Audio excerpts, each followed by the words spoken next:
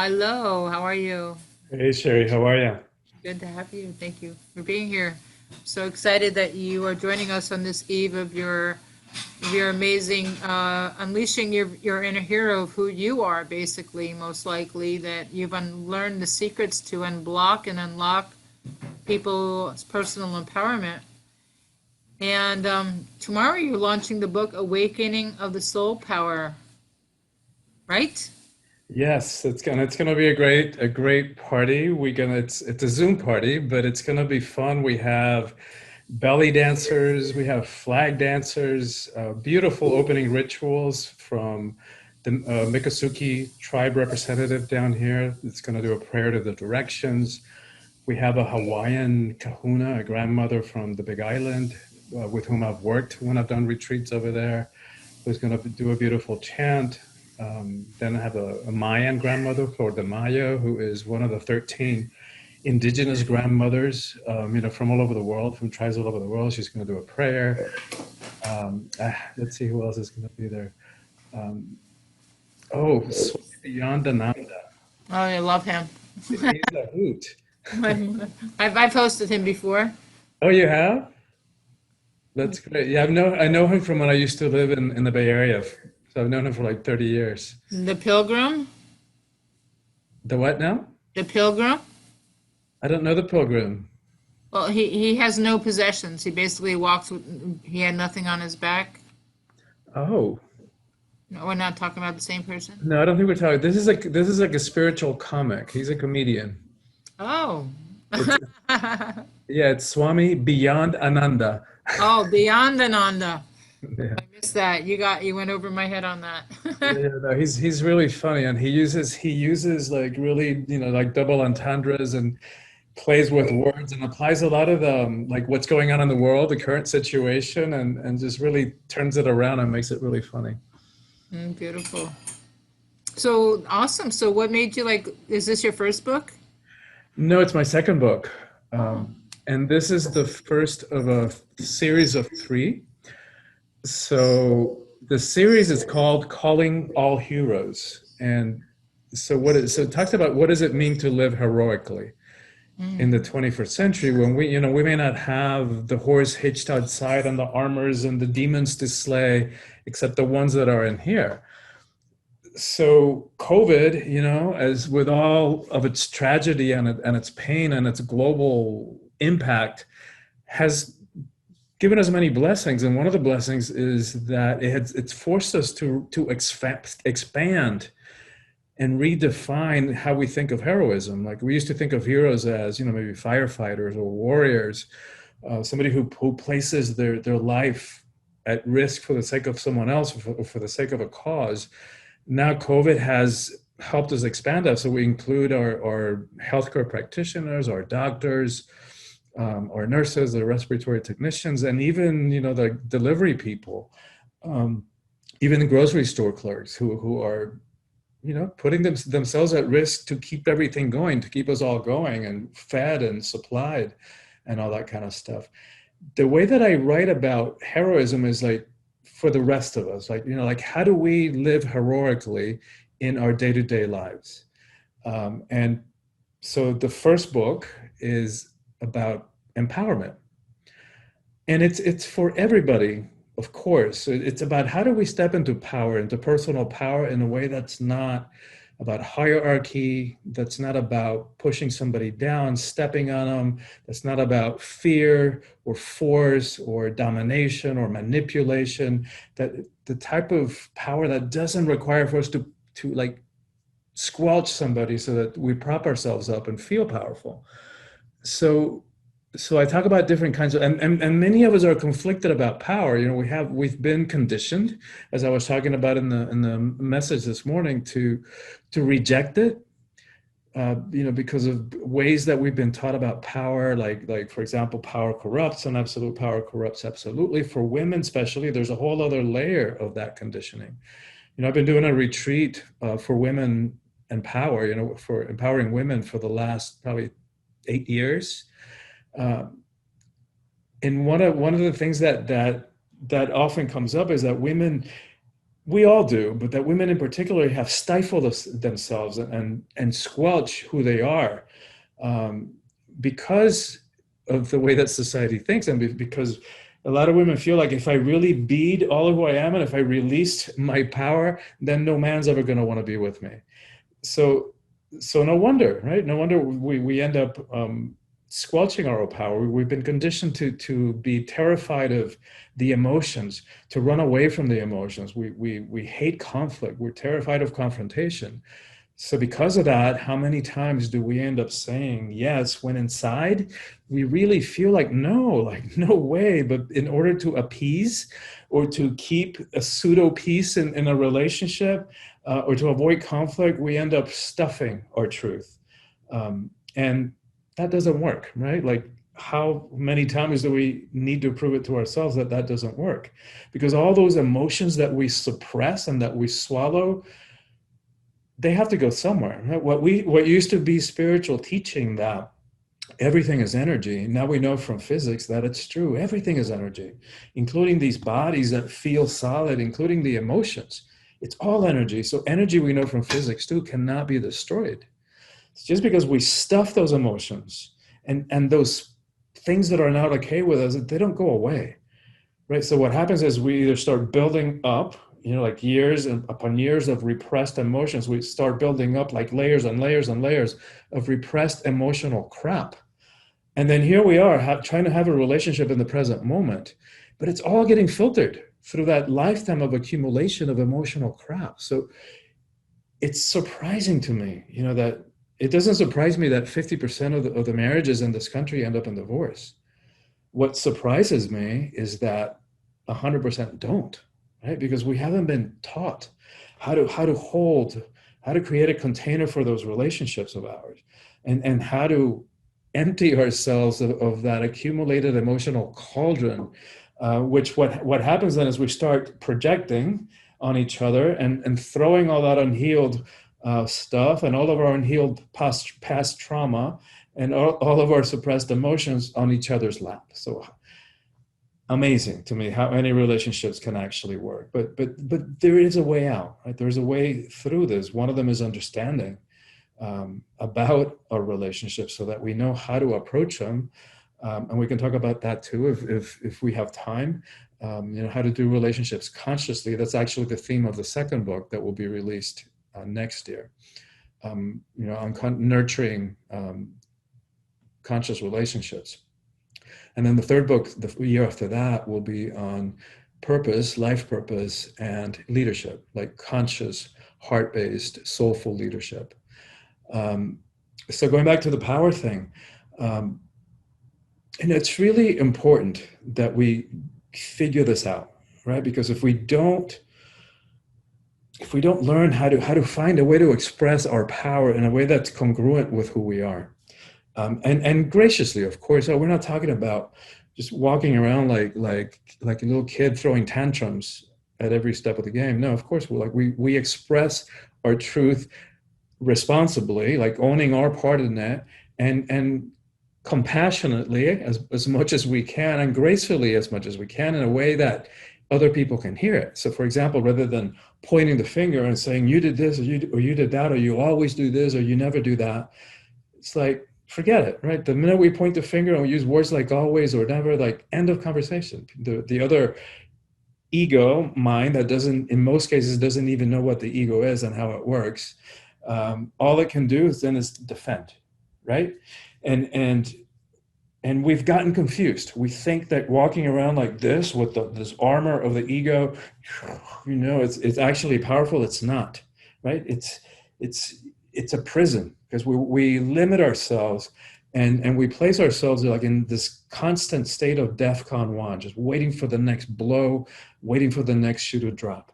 And so what we're actually going for is doing this, right? Like opening ourselves and getting to a place in our lives where we have a relationship with life where, like, it's sort of like, hey, life, I got this. No matter what you throw my way, I got this. And I know that I have enough confidence in myself, and I know myself enough, and I've learned enough, I've gained enough wisdom from this life that I know that no matter what happens, I'm going to get through it. And I'm going to be able to show up in my life and respond to whatever challenges life throws me courageously and compassionately and heroically, right? Because the way that we're talking about living life consciously is really nothing short of heroic. So, for example, reacting, like somebody presses one of our buttons and it hurts and we go ouch and we react and we punch them back metaphorically and we find one of their buttons, one of their weak points and punch, like plug theirs or snag them, with a barred comment or a sarcastic remark. Like we've done that 1,000 times, and anybody can do that, right? Anybody can react.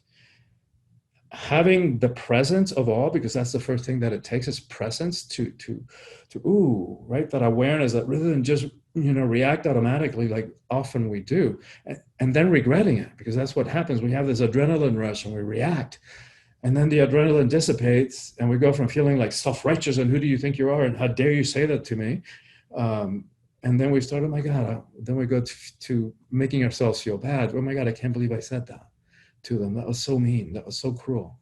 And I'm such a bad person. And we go from like one extreme to the other, like a seesaw, from feeling self-righteous and how dare you to like, oh my God, what a horrible person I am. All in the space of a minute or sometimes even seconds, and repeatedly throughout the day. And what's most tragic about that is that we give our power away to other people in our lives who have even less of a clue. Like less of a clue in the sense of like awareness about who we are as human beings, what makes us tick, and not to mention other the levels of emotional awareness and spiritual awareness. And so, like an example, we're in our car and we're chanting along to our favorite kirtan CD on the way to the yoga studio for our favorite yoga class. And the sun's come out and the birds are chirping and we're just like in a great place. And we get to the yoga studio and that nasty person at the front desk says something to us the wrong way. And then boom, that's it. There goes our beautiful day. There goes our equanimity, our good state of being. And suddenly we're like either reacting, it's like, who does that person think she is or he is? And how dare they treat me this way? Or we plummet into failures. Oh my God, I can't believe I forgot my membership card again. Like what a horrible person I am. I cannot be trusted. And all that nasty self-talk that we do inside of our heads, because we know that the things that we tell ourselves are meaner and more cruel than anything anybody else could tell us. That's what that ego mind does, right? It's that harsh judge that lives inside of our heads. So rather than reacting, what we're going for is that moment of awareness. Is like, ooh, ouch, that one hurt. And then having the presence of mind to say, all right, bringing choice back into the equation. How do I want to show up in response to this?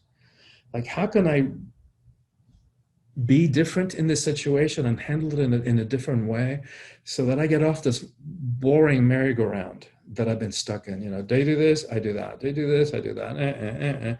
Boring. How many times have we done that? And sometimes with how many people have we done that same boring play? They do this, I do that. They do this, they do whatever, and I feel betrayed or hurt or whatever it is, right? It's so like we take the ego, that ego part of us takes everything personally. So by having that awareness, then we can choose, like, you know what, I'm gonna somehow figure this out and show up in a different way that I haven't been before, and break this pattern because I've had it with this pattern. And that's one way that we can reclaim our personal power. One of the things that I talk about in the book as well is different types of power, right? Because we've gotten confused, like I was saying earlier. And so and it's not creating like a black and white dichotomy, but I talk about two types of power generally. So one is the power as the world sees it. So I call it worldly power or egoic power, the power of the ego mind, which we can talk about that too a little bit more if we have time. And then there's spiritual power or soulful power. And so couple of the differences between them, egoic power or worldly power, it's like, who do we tend to associate power with? What kind of people generally? So we tend to think of people who have money, people who have fame, people who are part of some, corporate or political or religious hierarchy, perhaps. But the thing about those types of power is that they're all external, right? They're all outside of us. So they're here today, gone tomorrow. Maybe that company closes their doors, or there's an adjustment in the market and there goes all my money, or there's some kind of scandal and I lose my fame, and then what? The other kind of power is intrinsic to us. And right, that's the kind of power that's within us, and nobody can give it to us, nobody can take it away. So think about, for example, and it's humble, right? Like one is the worldly power. It's very think of a turkey blowing itself up. You know how they blow itself up in mating season and they make themselves really big. I guess they find that kind of sexy. So it's self-aggrandizing, whereas the other soulful power it's humble. It doesn't have anything to prove to anybody. It knows. And that's all it needs, right? It doesn't need any kind of external validation. So think about Gandhi or Gandalf, in their simple monastic roles, their sandal feet. You would never know from looking at them the kind of power they hold until it's called for, until it's needed. And then watch out, like Gandhi, we know, brought the British Empire to its knees when it was at its highest point, when it was at its zenith in terms of global reach, without landing a punch, without shooting a gun. And that's what, one of the, so he talks about satyagraha, which is one of the ways that we, the nonviolent approach, which it can also be translated as soulful power. And so those are a couple of the differences that we can talk about. I can keep on going, and we can also take some questions. I don't want to go too far without allowing some time for interaction or questions. You're doing great with time. Okay, good. Okay, so my name's Pam, and I'm listening to everything you're saying, and I totally relate to especially the relationship things. It's like everything I've been through. Now I have to figure out how not to do it. And tell me a little bit more, like, are you talking about like selling out on your power, or attracting the wrong partners? Oh, like saying like all the things that you say when someone gets you upset and you push your buttons, and then you say things and then you didn't mean it, and then and also the power. I also hate confrontation. I hate it more than anything. So it's the confrontation, giving away power, or maybe not even knowing what the power is. Yeah, that's a great question, Pam. So this is the first step, right? The first step, right, is like realizing why we do that, right? So realizing the patterns. And so by understanding, like, wow, I've been really like stuffing myself or stuffing my truth because I'm avoiding conflict, is like, wow, how's that working for me? Like, how many more times do I need to prove it to myself that doesn't work, that the end result is not good for me? Because the more that I stuff it, I end up either just reacting, because that energy builds up and then we overreact, or that energy has to come out one way or the other, right? So the body starts eating itself up with physical symptoms, with cancer, ulcers, heart attacks. So we've got to learn how to express all the stuff that's in us appropriately, right? And appropriately means, first of all, owning our part of it. And so that's where we zoom out again. Is like, why are we creating these patterns? Right? Because if I look at all these relationships, that sometimes it feels like it's the same boring play with different players, with different actors. Who's the one common actor, the one common denominator in every single one of those relationships? Right? It's right here. So why do we do that? Why do we we keep putting ourselves in those situations? And why do we keep selling out on our power? And why do we keep attracting the same kind of people that end up in these same boring patterns? So and that's what I mean, that it's a heroic path, because it takes a lot of self-awareness and the willingness to question ourselves and to look at ourselves, as opposed to doing what most of humanity does, which is run away from it and numb out. And in all the infinite ways that we numb out, by watching TV or medicating ourselves with food or alcohol or drugs or shopping or sex or exercise, all the ways that we medicate ourselves. And not to make all those things wrong, they're neutral, right? It's how we use them that makes them good or bad for us. So if we're using any of those things to run away from ourselves and to not feel, then we might want to take a look at that. So again, it's a heroic path in that sense, because it takes going within, and it takes having the courage to look at ourselves and our patterns and why do we do the things that we do. So that's one aspect of what's next for you. And this book will kind of walk you by the hand. And the way that it explains how the ego mind works, it's like, honestly, I've been doing this work for 30 years and I've yet to come across a clear way and a more practical way of understanding how the mind works and what makes us do the things we do, and understand why we get in these repetitive patterns of self-sabotage and self-defeating behaviors.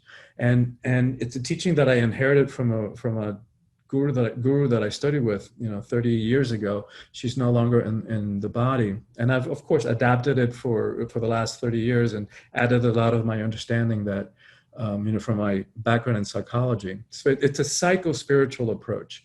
So the book will really walk you by the hand, and the way that I designed it is just short chapters with practices at the end, power practices, I call them. So, and they're designed to help you integrate all of these teachings and these concepts into your life, because that's the purpose, right? It's not about selling a book or buying another book. This is about changing our lives and freeing ourselves. We know, like, we're living in the most critical time, in the evolution of humanity. Like, you could say, make it or break it. Like, the planet will be fine, right? It might take a few million years, but life will continue. Life will continue in some form. Life will find homeostasis again. Maybe it's a cockroach planet. Who knows, right? Whether we make it, right? We don't know that yet. We're just now beginning to witness whatever it is that we have leashed on the environment. And not to mention all the other stuff all the crises that we're facing right now with COVID and the global pandemic and the resulting economic quality, the systemic racism, all the stuff that's been lying underneath that is now coming to the surface. And so we're living in many ways like apocalyptic times. But what's interesting that I write about, with the plagues and fire coming down from the sky with these, heat-seeking missiles and the bombs and all that kind of stuff. But what's interesting about the word apocalypse is that in the original Greek, what it meant was lifting of the veil. So that's what's happening now. We're seeing these veils lifted in these systems that are no longer sustainable. And so we're seeing the man behind the curtain, right? The all-powerful wizard that when you lift the curtain is just like a sad little pathetic human being. And so when we look at it from that perspective, what's going on in the evolution of humanity, when one of us, right, and everybody here, I know will resonate with this, because otherwise you wouldn't be on this Zoom meeting on a Wednesday night where you could be watching TV or doing a bunch of, dozens of different choices you could have made. So the fact that you're here lets us know that you know this, like that you're feeling the call to wake up, to heal, to step into those roles of teachers and healers, as teachers and healers, as activists for change. And the time is now, and so when we look at it from that perspective, when one of us makes a choice that's going to further our own process of healing and our own process of spiritual evolution, like, the universe has no choice. The universe has to support that. So when we do our part and we say, yes, I am so over this, and I'm so over these patterns, and I'm so over, like, stuffing myself and hiding out and playing small, right? How many of us like have felt this call to step into the role of teacher or healer, but then we say, oh, no, my God, who do I think I am? I'm not ready. I better take another course or get another certification. And not that there's anything wrong with the courses and the certifications. So it's a both and, right? Like do whatever you want to do and say yes, right? Say yes, answer yes to the call to step into that role of healer, to step into that role of teacher, because that's what the times are asking us to do. And when we do that, the universe supports us. And we step outside of the little limited reality of the ego and into the world of magic and synchronicity and miraculousness. It's like a great metaphor that is often taught when teaching the ego mind. Is that if you put a baseball in the center of the stadium, that's the ego. Who we are is actually the freaking stadium. And we've allowed this tiny part of us to think that it is all who we are. And to make really significant, important, critical choices about our lives, about, do I go on that coffee date? Do I stay in this relationship? Is it time to go? Do I say yes to that job interview with the possibility of moving across the country? Right? We make all those big choices from its very, very limited and always fear-based perspective. So critical that we understand how the ego works and how it keeps us in those self-made prisons so that we can break free from them. And the first part of the book is all about that. So by the way, at the launch party tomorrow night, which is going to be a lot of fun, please come. And I think Sheri has the link in the chat. It's going to be a lot of fun. But if you order the book before the end of it, before either today or tomorrow during the launch party, we're offering to everybody 2 coaching sessions. So for the next 2 weeks, after the first 2 weeks of October, we'll go through the first part of the ego together, like reading it together, so which creates that sense of support and community. And then we'll have 2 90-minute coaching sessions live with me, so we can talk about any questions like this and apply the teachings to our own lives, which is what we got to do so that we can free ourselves now. And that was a very long and roundabout way of answering your question. Was that enough, or did you want a more specific question, Pam? I thought that was great. I can't wait for the book. And it's so no questions. I rather read the book and then get the questions. Okay, beautiful. Thank you. And where do I get it? Oh, you can, I think the link is on there. You can get it on Amazon. You can get it on, it'd be great to get it on Amazon, at least the first copy, because it's kind of in the world that we live today. Because my inclination is to say, go to your local bookstore, go to Books and Books or whatever, my beloved bookstores. But in the world that we live today, there's this game, which is Amazon, if we get the book up to bestseller status tomorrow, then it triggers the Amazon algorithms, which means that then Amazon promotes the book and puts it in front of more awakening heroes, which is what we want, right? Which is like the reason we're here, is to wake ourselves up and to help as many people heal and wake up, because that's what's going to get us out of this collective hole that we have dug ourselves into. So I talk about, Einstein, paraphrasing Einstein, who talks about how we can't solve a problem from the same level of consciousness in which it was created. So when I think about how we're going to get out of this hole that we have dug ourselves into, not only the environment stuff, but terrorism, like the plague, the distribution of wealth, peace and war and peace and injustice and all this kind of stuff, all these incredible challenges, immigration, like all the stuff that we are dealing with collectively in the world right now, which, by the way, one way that we can weave that all in, that part of the reason that we're in such challenging times is that we could say that it's the end of the patriarchal system. And so those are the systems that we're seeing imploding in front of our eyes. So anyway, long way of saying, if you can go to Amazon, get it tomorrow, because then we'll get it the bestseller status, and that'll trigger the attention of Amazon, and then they'll promote it more and put it in front of more eyes. And by the way, Thank you. I don't know if you saw, Pam, that the book was endorsed by Gloria Estefan, which I'm really profoundly humbled by and touched by.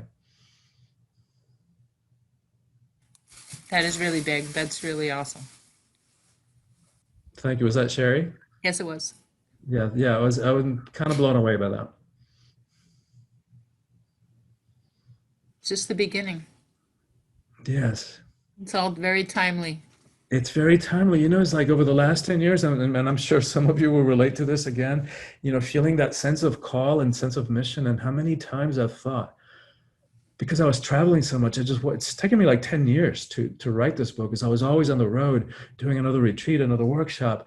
And by the time I got home and I had a week or two, by the time I rested, then it was like almost ready to go. I couldn't get into that creative flow. And for me, it took that's one of the reasons I'm personally grateful for this mandatory global timeout, because I haven't traveled since March. That's awesome what you just said. A mandatory global timeout. I like that. Yeah, which has been tragic, undeniably, and a blessing in other ways. Like from the environmental perspective, it's been a blessing. And also, how many of us have been forced to rethink purpose? Like if I can't put my trust on this company that we're seeing that, anything could happen, and they could shut their doors down any day. And here I've been selling my equanimity, selling myself to this company, to this for the illusion of security of a biweekly paycheck. What did you do before? What was your other life? I mean, I've been doing this work for 30 years. I thought you were into breath work and stuff like this, right? Yeah, I do that. Yeah. I've been doing breath work and retreats and workshops for 30 years. My degree's in psychology. 31 years ago, it's 31 years next month. Actually, tomorrow in October. So I used to work for a psychiatric and addictions hospital in community relations. And so yeah, what I started to say is that how we can reframe what seems like a crisis in our lives and turn it into an opportunity. And so because I've been mostly homebound for the last, since March, I was able to finally finish this book and to pivot and to start creating what I've known for years I needed to do, to create some online programming. I've kind of been forced to pivot and to do that, like many of us have, like you have. Like normally you wouldn't be here having this conversation on Zoom. No, I would be doing it live. That's why I brought it back, the revitalizing events. And I'm not going to give up, because I know until that our doors are all completely open, we got to go to them if they can't come to us. So that's why, this whole pandemic, whatever you want to call it, has allowed me to say, okay, get out of my comfort zone, and my ability to reach out to the world. Whoever's going to reach this, who's here today or may listen to it tomorrow in the replay, is supposed to be here. And, my platform is to give people like you an opportunity. And thank you, Sheri. I wanted to thank you because I know the work that it takes to put events, whether it's events in 3D, live events or Zoom events. And so really, thank you so much for your persistence and your conviction and your generosity in doing it. And I know that you've created a platform that supports so many other healers and teachers, and that you really make a difference in the South Florida community and now beyond. Beyond. Healing has no walls anymore. We these walls. We don't need to pay for our rent, pretty much. There's no limits. As we know, energy has no time and space. And so are you thinking that you will stay in Zoom, or do you think that at some point you'll be able to do both? I have an awesome location in Dania Beach. I would like to do it again. It's a small location, but I have a really cute garden area. So I think we can possibly do it soon and do it with masks. But right now, this is where we're going. But I have other intentions. I'm going to be doing a website. It's a consultation marketplace. It's going to be live, basically, real-time marketplace for people. Beautiful. I love that. And you know, for everybody listening, it's all hands on deck. Like here's Sheri doing what she can to support all of us to step into our roles as teachers and healers. Like it's time, right? Like claim that, explore it. And it's less important that we know already what healing modality it is that we, or modalities it is that we're going to share and that we're going to use as part of our healing tool belt. What is most important is that today, if we haven't already done so, is that we say yes to that call of the soul, and that we don't have to know the steps yet. We don't have to know what it's looked like. We don't have to know how we're going to pay the bills. That's not our job right now. Our job is to say yes and to say, you know what, spirit, you know what, life, you know what, universe, I will say yes. And I am stepping, I will do my part. And I will step into that role of teacher. I will step into that role of healer, because we're all needed now.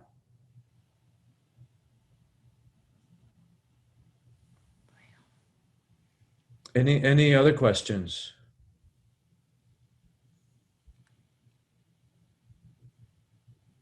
Give them a moment to unlock themselves. I think we have Beatrice, Anthony, Judith, Char. We have a lot of regulars here. We got Laura. Anybody wants to open up their microphone and ask some questions, take advantage of it. You don't have to show your face. And I'm not even reading the chat. Let me see. There's no questions there, right? Are you keeping an eye on that, Sheri? Yeah. Okay. I'm writing stuff. They're all listening to you, so they didn't have an availability to ask any questions. So we're opening up the floor right now if anybody wants to ask questions about soulful leadership, awakening heroes, nurturing conscious relationships, being courageous, about your power, psychology, addictions.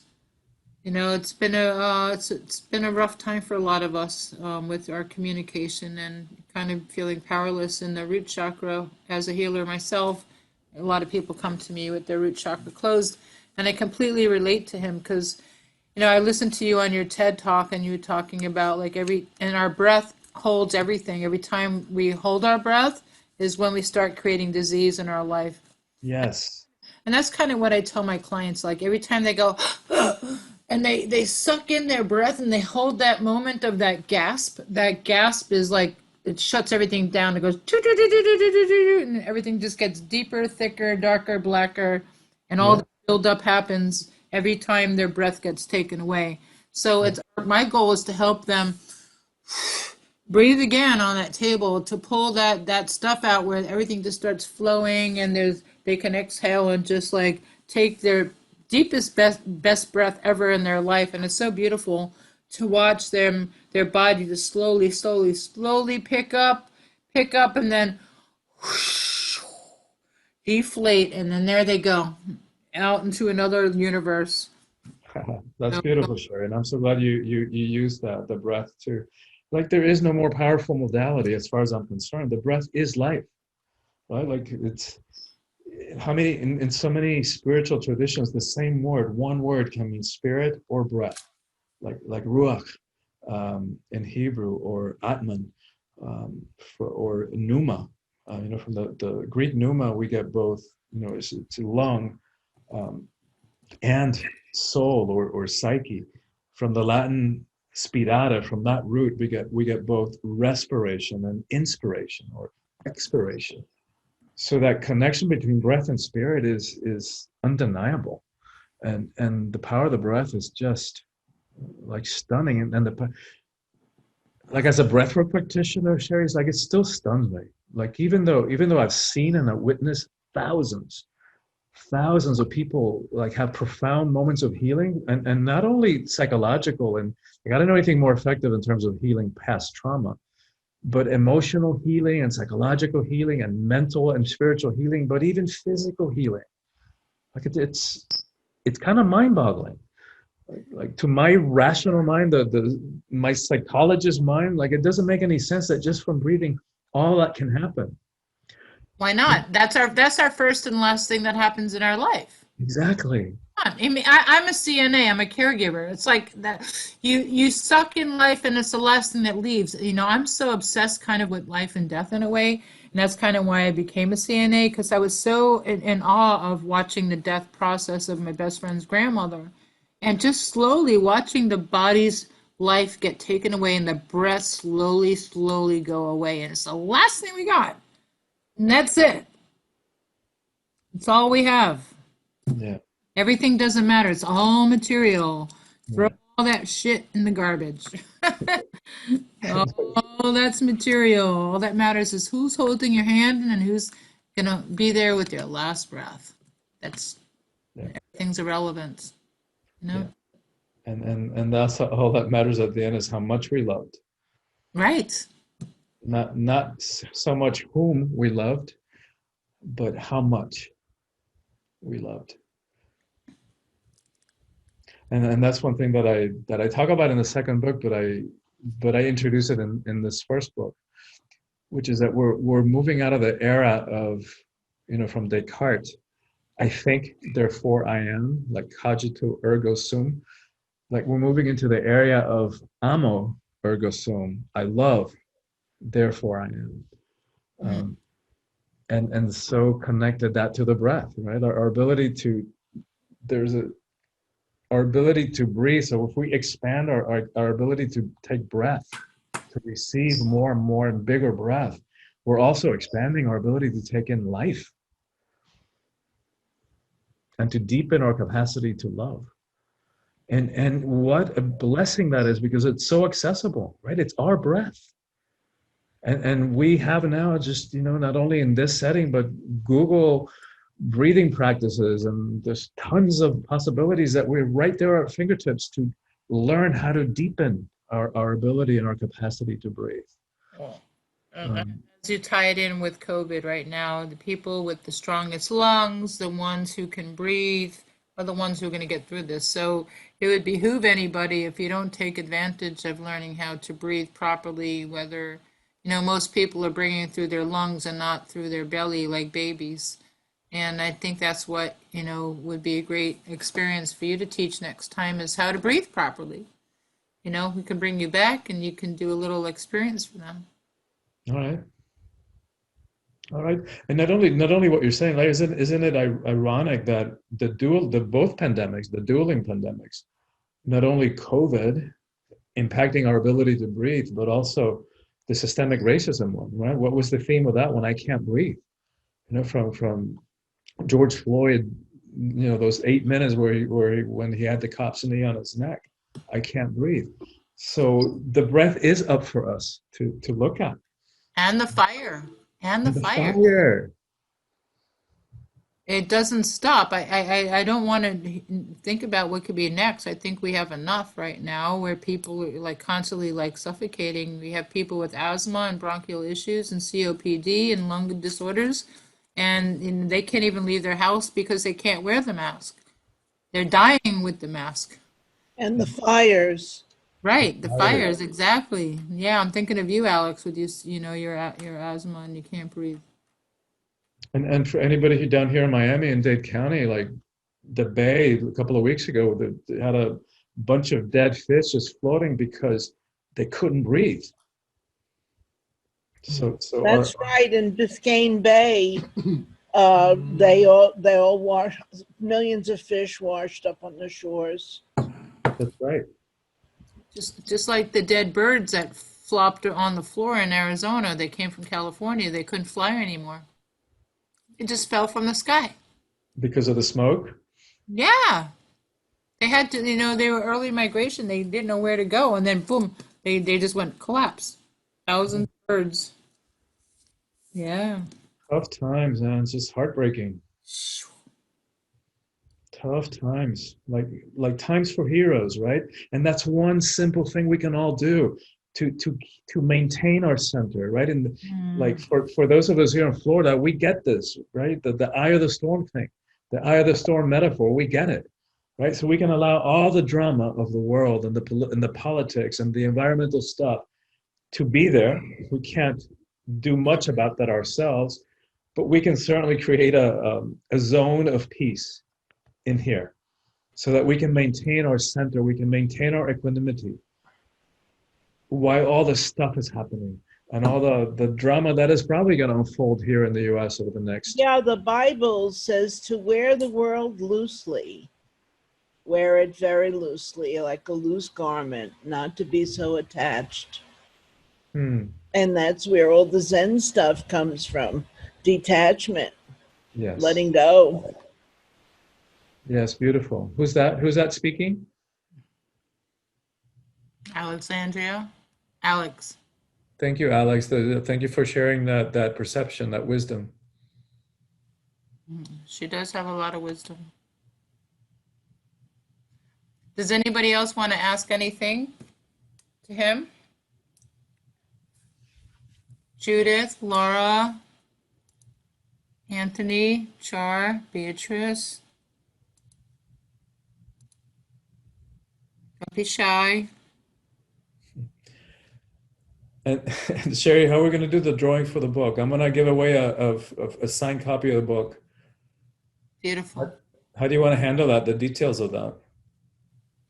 Well, they're gonna somehow you guys gonna have to arrange for shipment or pickup or something like that. Or download. I don't know how you do that. I mean, I'll ship it to them, but how are you gonna handle the winner? Oh, so what we do is they put a number in the chat, and you write down on a piece of paper a number from whatever to whatever, and they're gonna guess it. It's gonna be a little bit like The Price is Right. So, whether it's 333 and the person is 334. That's the winner. So you can pick from 0 to whatever number you want, and everybody here has an opportunity to win. Oh, I like that. Yeah. All right. So how many people? We have what? So we have enough people here that know how this works, and they've been here before, and that's why they love this, and they're back on a Wednesday. So thank you for being part of this Wednesday night. So where do you want to go from what number to what number? All right, I'm writing my number down. So how about 1 to 30? To 30. Is that too close? Should I do it more? No, that's fine. If anybody wants to win a book, a signed copy of his book, it's going to be released tomorrow. And what is the cost of the book? Somebody wanted to know. It's, let me think about it. Okay, the e-version is $9.99. The paperback is $18.99, I think. And the hardback is $29, $28, $29, something like that. I can't remember exactly. So they even sell books. Okay. So if anybody wants to win a book, put in the chat a number from 0 to 30. Okay, we got some numbers coming in. And then tomorrow, you guys can have an opportunity to go to his book launch. He has belly dancers, he has speakers, he's got musicians, he's got a big old party going on. Yeah, it's gonna be fun. It's gonna be, I don't know about you, but I've been stuck at home for 6 months. I could really use a party, even a virtual party. I'll take a virtual one right now. Anthony, put your vote in the chat. Put it in the chat, everybody, not to me. Judith, Beatrice. And we're giving away a couple more books tomorrow night and some really beautiful artwork that some artists have donated. So we'll have probably like 9 drawings tomorrow night as well throughout the course of the evening. Okay. Artwork, music, books. I'm gonna come play. I need a good relaxation. I don't want to be in charge, so I'm gonna come play. Can you please put the link in the chat for the event? I will put it again. Thank you. Right, yeah, it's right there. See where it says 2 coaching sessions with a book, and then it says, oh no, that's for the book. I'll put tomorrow's event again. I will put the party. Thank you, Sheri. Here's the launch right there. Yeah, there it is. Perfect. And then if you buy a book, you get 2 coaching sessions. That's worth it itself. So guys. Yeah. Yeah, it really is life-changing work, and I know it changed my life. Okay, so we got some numbers. So we got enough. Okay, ready, guys? We're gonna hold up his vote, his guess, his. Ready? Should I do it? Yep. Da da da da da da. Always. Always one of those. So we have Lara. All right, Lara. Lara is number 12. Lara, if you can email me your address, I'll send it to you. My email is Christian at, here, I'll type it in there. Mm-hmm. Thank you. I'm on my phone, so I was struggling to figure out how to do all this. But thank you so much. Awesome, Laura. Are you local? No, I'm up in Connecticut, and I just joined the 21-day meditation, I think, and today was the first day, and suddenly I got a lot of information, and I saw this, and it sounded interesting, so that's how I heard about it. So it's maybe interesting, what do you call it, serendipity, because the Monday thing didn't start till today, so everything happens for a reason, perhaps.